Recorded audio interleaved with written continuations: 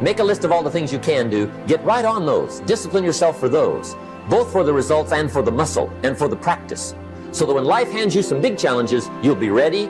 But see, if you don't handle the small ones, you can't take care of the big ones. Here's the steps. Number one, find out how things work. The first key to doing better is find out. To change your life, really, you need ideas. There isn't anything an idea can't change. And Schoaf taught me the major problem is lack of an idea, not a problem.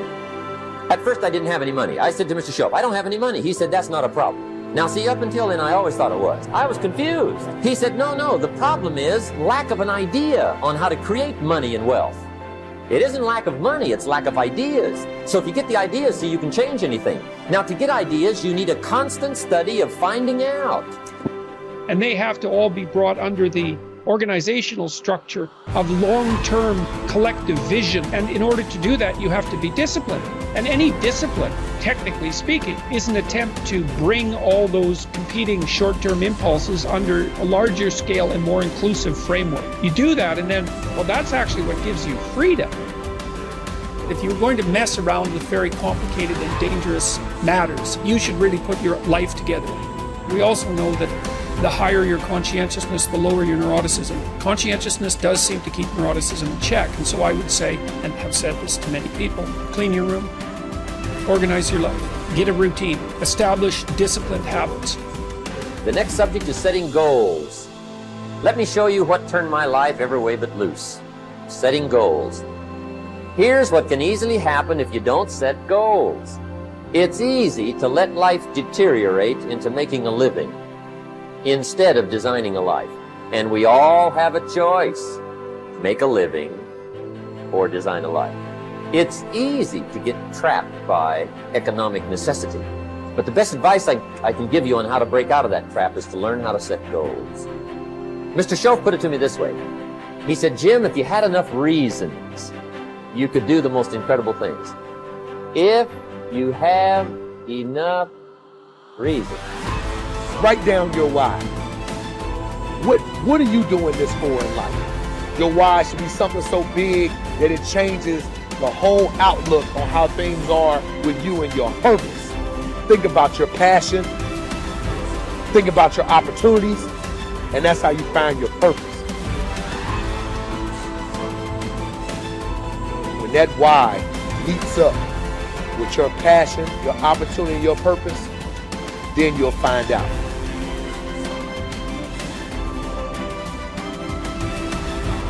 Most of us are standing in a busy street, just letting the opportunities in life pass us by.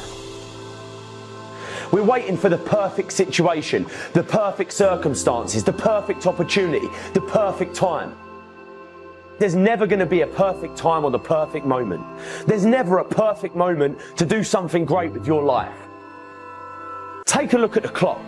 That thing ain't stopping for nothing, baby. It's going to keep ticking, keep moving, keep passing you by all the time you're waiting for it to read perfect o'clock. You have to take action now.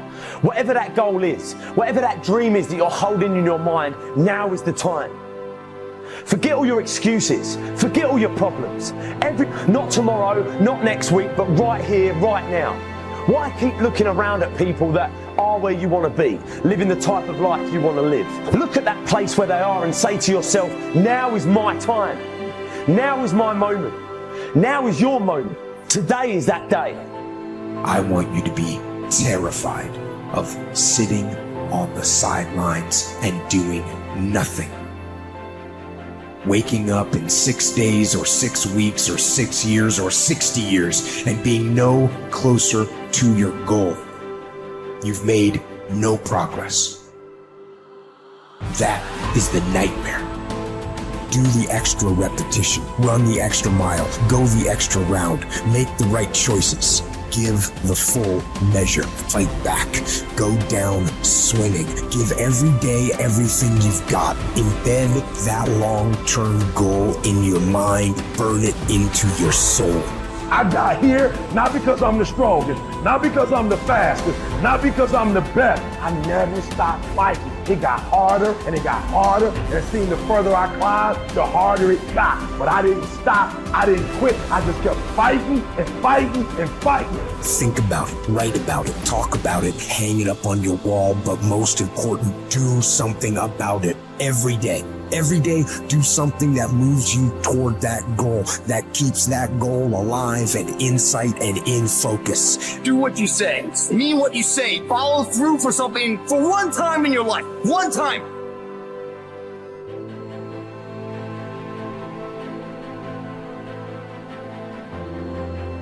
Most people can motivate themselves to do things simply by knowing that those things need to be done. But not me. For me, motivation is this horrible, scary game where I try to make myself do something while I actively avoid doing it. If I win, I have to do something I don't want to do. And if I lose, I'm one step closer to ruining my entire life. And I never know whether I'm going to win or lose until the last second. Temperance is not deprivation, but command of oneself physically, mentally, spiritually. Demanding the best of oneself even when no one is looking, even when allowed less. It takes courage to live this way. Not just because it's hard, but because it sets you apart. The warrior has awareness. We are aware that we are at war, and the war in our minds requires discipline. Not the discipline of a soldier, but the discipline of a warrior. Not the discipline from the outside to tell us what to do and not to do, but the discipline to be ourselves, no matter what. A weak mind must be constantly entertained and stimulated. A strong mind can occupy itself and, more important, be still and vigilant in moments that demand. Without the momentum of a stern discipline, motivation is mostly a momentary, flighty emotion.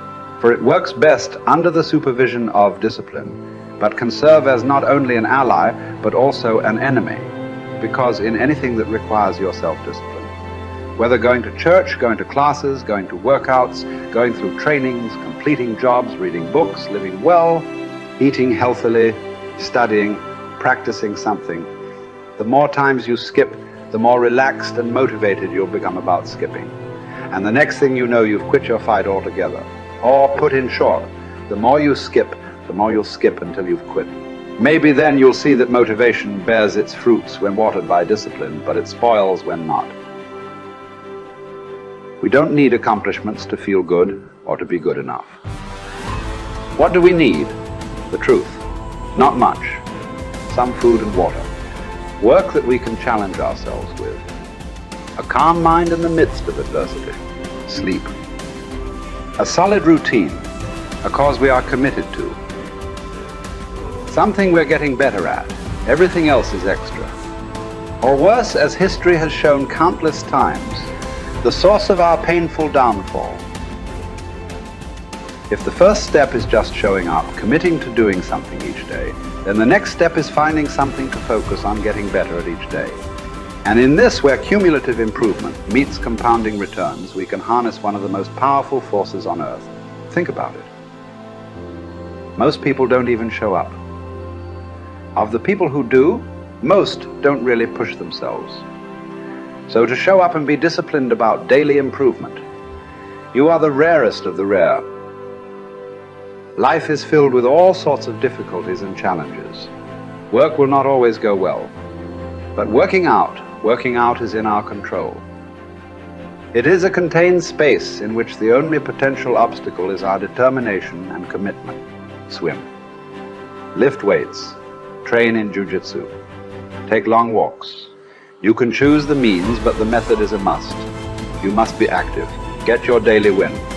Treat the body rigorously, as Seneca tells us, so that it may not be disobedient to the mind. Because as you're building muscle, you're also building willpower. More important, you're building this willpower and strength while most people are not.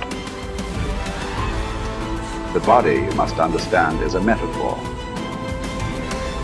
It's a training ground, a proving ground for the mind and the soul. What are you willing to put up with? What can you do without? What will you put yourself through? What can you produce with it? Only you know what it will look like to train in your art like a samurai, an Olympic athlete, a master in pursuit of excellence. Only you will know what you need to practice from morning until night, what to repeat 10,000 times. It won't be easy, but in that burden is also freedom and confidence. The pleasure of the flow state, the rhythm of second nature, the quiet calmness of knowing that from the practice you'll know exactly what to do when it counts, the pride and the dependability of doing it too.